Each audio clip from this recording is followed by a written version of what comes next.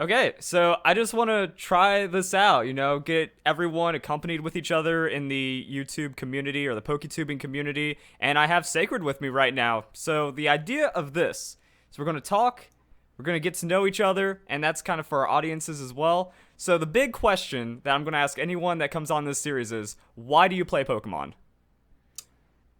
Okay, so Pokemon was always one of those games. Like I had the luxury of having pretty much a decent family where it was just like they all had income coming in, so they just kind of just spoiled me and my brothers. So we just ended up just buying and having video games. But Pokemon in particular was always just a game series that like I enjoyed personally. And then I always kept up to date with everything. I watched all the movies. I love the manga, the Adventures manga, and I Same. just Oh my god, and Pokemon that stuff is Adventures. too good, So dude. good. Because that's like And real Pokemon. yeah, I guess exactly how it should be, but of course, obviously, it appeals to so many different demographics. Of course, it has to just be different. But I just love like just Pokemon in general. It's the one series that I think I stuck with over or as time just went on. And fortunately enough, I guess here we are on YouTube. And if anything, I feel like YouTube has made me enjoy Pokemon a lot more than I already did because I uploaded. I basically am Pokemon now, so it's kind of just like I guess you kind of become the franchise you're in love with, so therefore you love what you're doing. Yeah. So I guess I just playing it. I've always played it since I was like I don't know, probably like 6, 7 years old. Dude, exact same. Except the only way I can disagree with you is I think YouTube has made me enjoy Pokemon a little less because Okay. I used to just be like raw, unfiltered, even though that's still pretty much my channel. I used to just like Hmm. go in and I would grind out, so many hours, just like 5, 6 hours a day breeding in Generation 4, maybe even like 8 hours a day just breeding in Generation 4 when it was impossible. The good Nonsense. days. Yeah, and that was also like, yeah, the good days. When you could go online, you have to go to like forums, you have to go and like The search for old people to battle. Maryland forums and the old Yeah, dude. Oh my god. Bulba forums and Cerebi Yeah. and stuff. Or if I wanted to be like, kind of hot that day, I just go on to Smogon and be like, I don't lose games. Let's Mhm. go.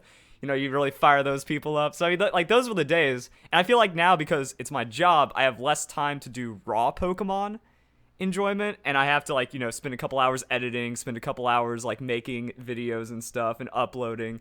But other than that, yeah, it's like pretty much Pokemon hit.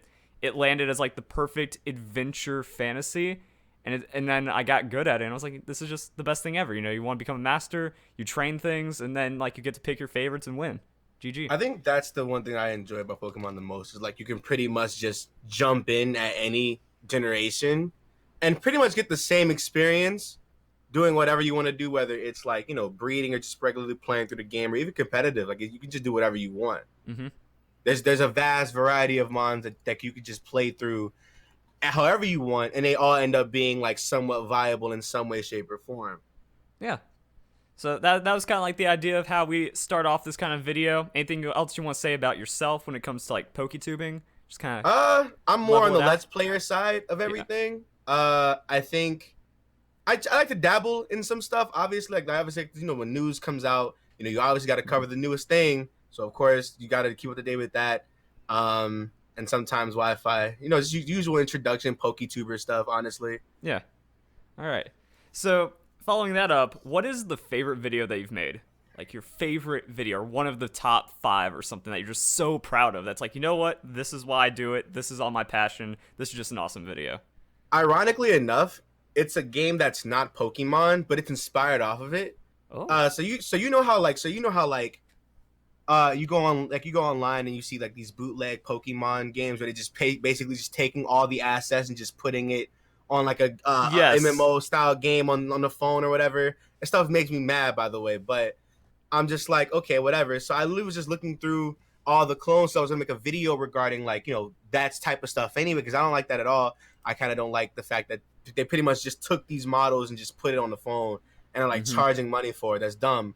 But I saw this game and it's a game called Nexomon, and it's not it's an inspired Pokemon game, but everything about it is new. It reminds me it has that same like charm that Pokemon did for me as a child, And Right. I was really thrown off when I like uploaded the part 1 of it. I uploaded the part 1 as like a showcase video. I was like, if this video does good, I'll do a series, but I just want to showcase what this game is all about, because it's actually really, really unique.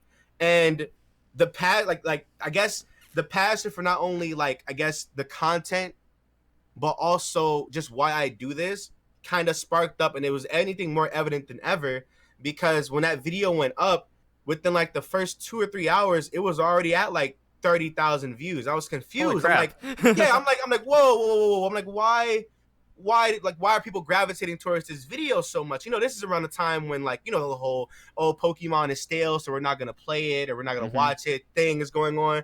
So I just was like, damn, why did this video that's obviously it's not Pokemon, but it's still somewhat, inspired off of it, so it's still like copy and pasted.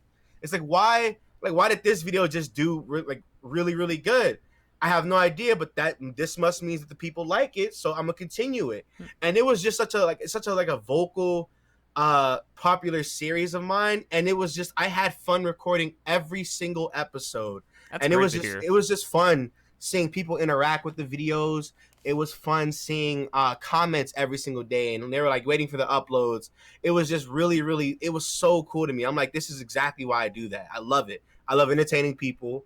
I love playing games and having fun with them. It was like I was literally doing everything that I already set out to do on YouTube, and it worked.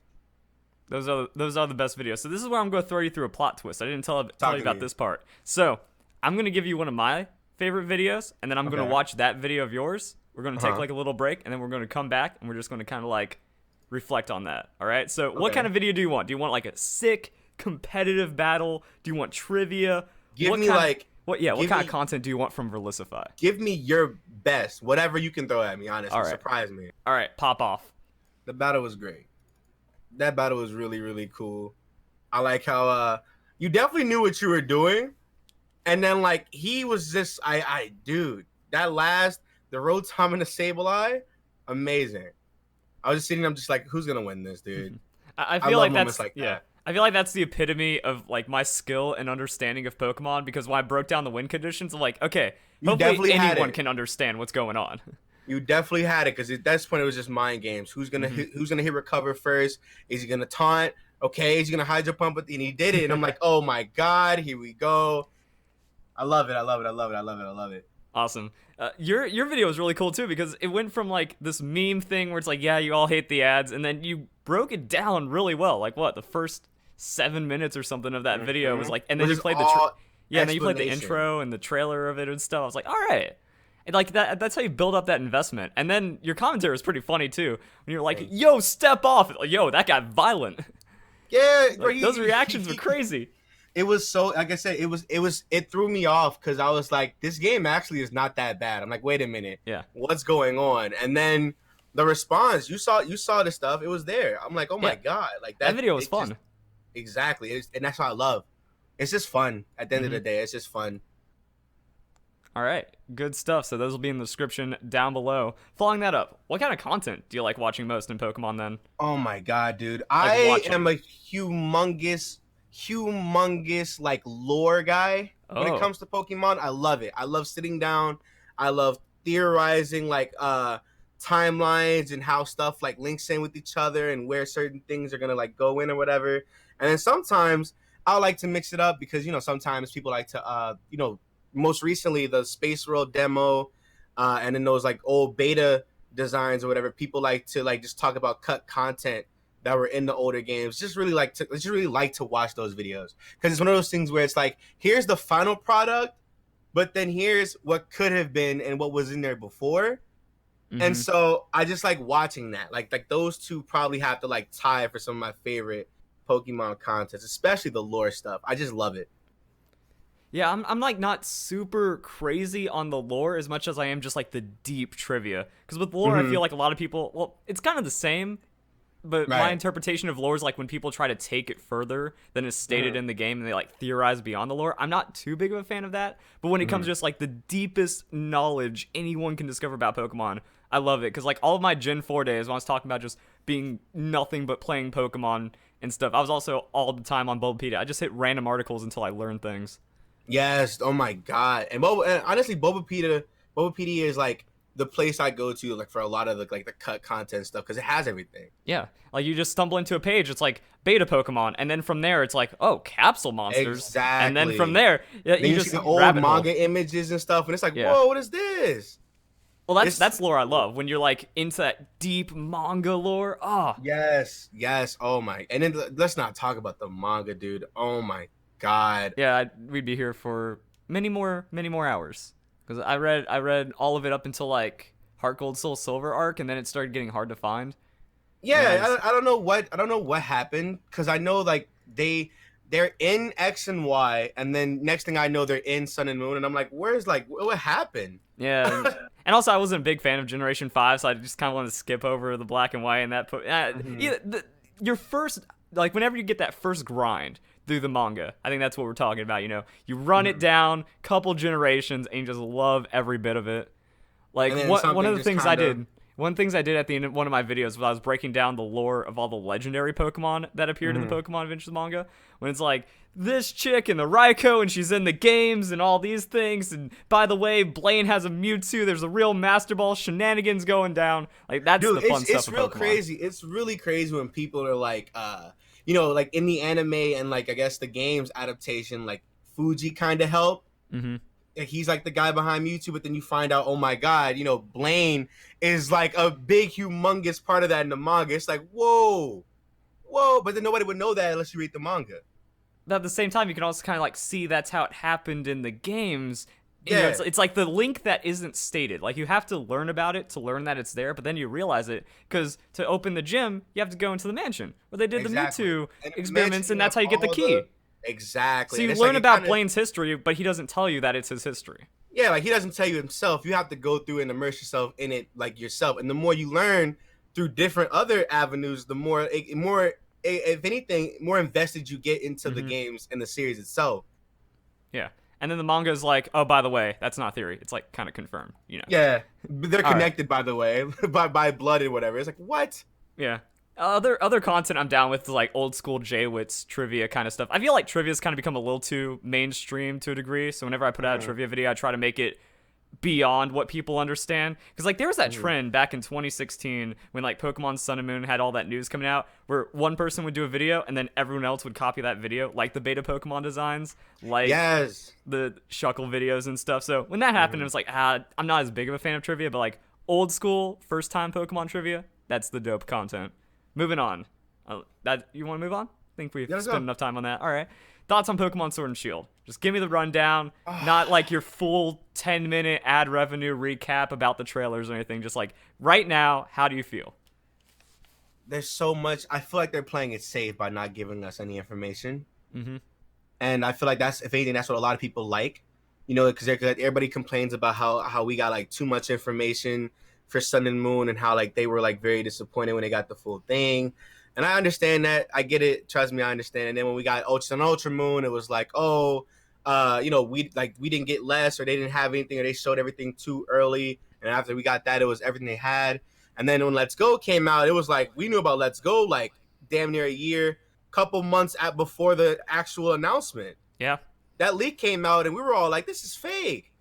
Next thing you know, here's a trailer. We're like, "Oh my god!" So I like how they're very, very, very, very shut about like just the Sword and Shield stuff, and I think the games themselves, off of what we've seen and what we know, regarding I guess the starters, where it's based off of, the off the region map and how everything's going with the gym captains or whatever. I feel like it has potential to, if not be some of the best Pokemon games we get, lead into whatever they have in mind, because Game Freak's, I guess, excuse all the time for the past, like since X and Y, has always been the limitations of the 3DS. Yeah. They've always 3DS talked sucks. about it, where it's just like, oh yeah, we can't do what we always want because of 3DS, the hardware. So now that we're on a better console, I feel like they can finally put everything they've ever wanted into these games, and I feel like that is where the games are going to get better, and if anything, more immersive for the people who are playing, because now there's newer stuff, new content that you all can get ingested in and just involved. And I just feel like it's gonna be amazing. I feel like the games have so much potential, and if not these games in particular, the next games after.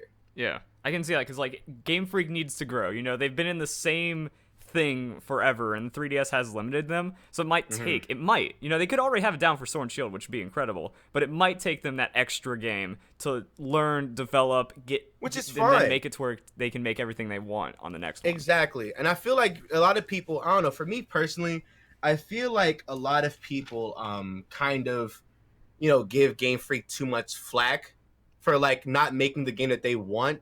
Oh, And yeah, it's kind of definitely. just like, like you like they have a vision of how they want their games to be, Mhm. and if they're gonna make the games, but if they're limited, they're limited. You can't like nobody wins at that point. So Exactly. hardware being like a big thing and a big reason why, and they always talk about it. They talked about it literally since X and Y. Since we're on a whole new console, we're not in the handheld generation no more. We're good. All right, And yeah. if it I disagree with you a bit on what you had to say about just like too much information. I feel Pokemon Sun and Moon gave like the perfect amount of information because the launch was hype, the build up was hype. Getting a trailer every week and a half was super hype. Like it kept the hype up. And I feel like what hurt Pokemon Sun and Moon more was the game being data mined and pirated and hacked before it came out, not that there was too much I agree. information. I think I 100% agree. I 100% agree on that because I remember not even like the games got leaked out 2 weeks before the actual Yeah, release, and then Pika and Hex was available a everybody week before. exactly, and everybody knew everything about the games. All the Pokemon got showed off. Pretty much the entire plot got showed off. Everything was pretty much just out there, and it's like, wow, if you really wanted to go look for it, you can go look for it. It's right there for everybody to see because everybody covered it. Obviously, Hmm. we're not gonna not cover it, but it's kind of just like I guess the experience just kind of just it lost it. It Yeah. definitely lost everything that we all planned out. Honestly, I feel the problem is people blame the news cycle more than they should when it comes to that because they revealed like half of the Pokemon, but we didn't expect the Pokedex to be so small. So like mm-hmm. hopefully Pokemon Sword and Shield we top like 90 to 100 Pokemon again. I think that'd make people feel a lot better because then we could get 40 Pokemon reveals and it won't feel like too many are being taken up. But like I just want to see like non-stop news because I'm like if it's a bigger game, they can reveal like the same percentage of Pokemon Sun and Moon information and then still not spoil the game because outside of the hacks, outside of the piracy and data mining and all that stuff, like you still have to play the game to learn how the features work. You can see almost all the Pokemon before reveal, but you're not going to be able to like experience with those Pokemon. I think the hands-on is worth more than just kind of like the spoilers that Game Freak gives. So Mm-hmm. I'm a little upset that they're being this conservative, even though with the map and the trailer, they've already given more information than like the first two trailers of Sun and Moon. So You it's can weird. take that whole like map and just start theorizing pretty much how the game's gonna go, and it may just be different than what actually happens. I think Hmm. that's what I think the mystery of it is just where I'm into it, where it's like that. Like if you're not gonna show a lot of information, that's fine. What you give us is good enough to keep us hyped. Like I feel like theorizing and speculating is, I guess, for me, probably what makes Pokemon just what it is for me because it's just a humongous thing where it's like there's so much they can do. They give you like you give somebody so much so little, and they can make at least 100 theories. When we got the first trailer and the first map image, there Yeah. was so many Shield and Sword videos that were just about like landmarks, what Pokemon could be up in it that are native to that area, and then native to I guess the lore in the UK and Europe over there, and it's just like this is so cool. Like I love that. I love it. We had that with Pokemon Sun and Moon. Like when all that Hawaii stuff popped off, it was Yes, like, dude. yo, we didn't even see a trailer. We got like some screenshots and we got like And the that kind of makes me model. mad because people see that and they're like, "Oh, Poketubers are just being thirsty." It's like, no, let us have fun, dog. I'm y'all sit on Twitter and talk about stuff about everything that you all feel. Why can't we make a video on it? Why does everything have to be for views? We just have fun. Why can't it be for both? We can just talk and you know what I'm saying? We can just talk and have fun. That's a really good point. I think it transitions into our next and final topic on this. What do you want for the future of Pokemon? I just want community unity. I don't want people to be as much of a dicks that they've been over the last couple of years. I feel like it's Now just gotten worse and worse. now this is what I asked you this question before. I was really confused on this because I was really confused as to did you mean the games, the community, the franchise? Obviously, Pokemon will continue to grow. It just will. Yeah. It's already a humongous giant as is. And if I say, what do you want for the future of the games, you're going to say Gen 4 remakes. Oh, of course. See? I want you to know, there, it's answered. All right, we can move on. I want you to know. I want you to know when those games get announced, I'm turning into you. I'm making nothing but videos. It's time. I'm excited. Okay. If this the underground and pretty Pokemon balls. I need my ball capsules back, man. Oh my god, dude! I need all that. I just hope. I think the one thing that I have regarding Pokemon Diamond and Pearl remakes, I just pray they don't take anything out. Just make it better, please. Mm-hmm. Just make everything better, because 4th gen. I feel like 4th gen is just such an experience in itself. There's so much you could take from that generation and just make it better. You know, everybody talks about Diamond and Pearl being slow, or everybody talks about, like, you know, Diamond and Pearl not being what Platinum is. Well, obviously it's the third version of a, you know, obviously, but it's like, okay, cool. Let's just make it better. Let's make everything better. Like Heart Gold, Soul Silver. That game's perfection. Those games are flawless, amazing. If you want to put Cyrus in more spots, let's do it. Add more personality to the admins, let's do it. Put Cynthia somewhere early game, let's do it. Yeah. You know, like there's so much they can do with those games. Oh my god. Like add that Pokemon generation spin to it, because like with the Team Aqua, Team Magma, you get so much more about the villains in just that 3-minute short than you do with like the whole games. So spin in that lore into the games and the remakes a little harder. Yeah. So I mean, like I said, we could just talk about the future Pokemon just Gen 4 remakes forever. What do you want for like, you know, just community, future health, all that stuff, you know? Well, since you covered recent events, I already don't have to talk about that. Okay, one thing really quick. All my friends, they loved the way that you covered the recent events as well. They're like, it's pretty, like, because, you know, I feel Let's Players get tired out for a while. They're all tired out of Let's Plays, so they kind of avoid that content. But like, man, I really like Sacred when he's being real. I got to. It's unfortunately, and it really does suck. Because, you know, I was really close to everybody that was involved. It sucks when people who you thought were real upfront to you just weren't. And it's like, you know, right. I mean, if you're right, you're right. You know, it hurts. It really does hurt. Yeah, I get that. It kind of probably a bad time to throw in that joke. It hurts so much. It's fine. It hurts knowing that, you know, basically a lot of our content was around each other and we didn't know, you know, the skeletons in our closet. When I thought we were all just regular people, you know, just regular, you know, content creators just uploading, and, you know, we go out to trips and whatever, and that'd just be good. But, you know, come to find out, here's all this stuff that's been going on for years. And, you know, me on my side, I'm like, wow. I don't want to associate with none of this. I'm like, this isn't why I come to YouTube. This isn't why I make videos. This isn't why, you know, this just isn't why I'm on the internet. This isn't why I'm making friends on there. Like this, I'm not here to take advantage of people. So do you feel that like passively hurt the Pokemon community and maybe even your own reputation? If like people are seeing, like if people were thinking Nappy was like being a manipulator, or they like there was something fishy going on, because I always had that feeling, and that kind of made me feel, you know, off about everyone in the squad because of that. Do you think that was something that a lot of people might have had, that if they didn't like Nappy, kind of snowballed into everyone else, and then that kind of split the community? That actually is what happened. Yeah. When people for the longest, you know, they've always felt some type of way towards Nappy, because obviously he was the bigger channel. Only a few select people knew about the Callum situation. Yeah, and definitely that stuff. Anyway, so everybody already kind of just had a distaste towards Nappy just off of who he was as a person. Yeah, I was just like, this guy seems like he's trying to really scoop up as much money by using everyone under him, and I don't like that. Well, yeah, I guess people just found him as a good content creator, because you know, he made content. People love him. People love the content, so they like him. So it's whatever. So I think, you know, people, obviously, I feel like envy played a big part in it. I feel like not being a part of anything obviously made people feel some type of way, and just like not, I guess, just being involved, especially when Lumio Station went kind of downhill. I guess people just had that vendetta towards Nappy, so it was kind of hard to like talk to, because people sometimes, like, unless I speak about it, people like always thought that I had a dislike towards them, and I'm like, why? I'm like, whoa, I've never spoken to you a day in my life. And they're like, oh, because you talked to them. I'm like, wait a minute, huh?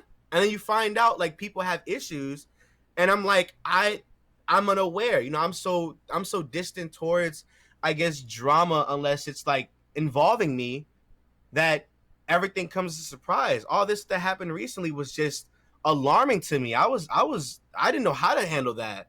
It took me a couple of days to make that video. I was like, oh my goodness. And then, Yeah. I sit there, and unfortunately, I have to gain subscribers under the trash circumstances. But I mean, people put that faith in me to not be that person or not be that way. So it's like, it's a benefit, but at the same time, it's under trash circumstances. I don't want to sit here and grow off of, my ex-friend being like a weirdo. And then at the same time, growth is growth. It's healthy. So I guess it sucks. It really does suck. But my thing now is, how are we going to move forward? And, this interview that we're doing now, is 2 weeks worth of us talking. We, like, for those who don't know, we have a whole Discord where it's just us talking. We've talked about every single thing that has transpired within the last like 6 years.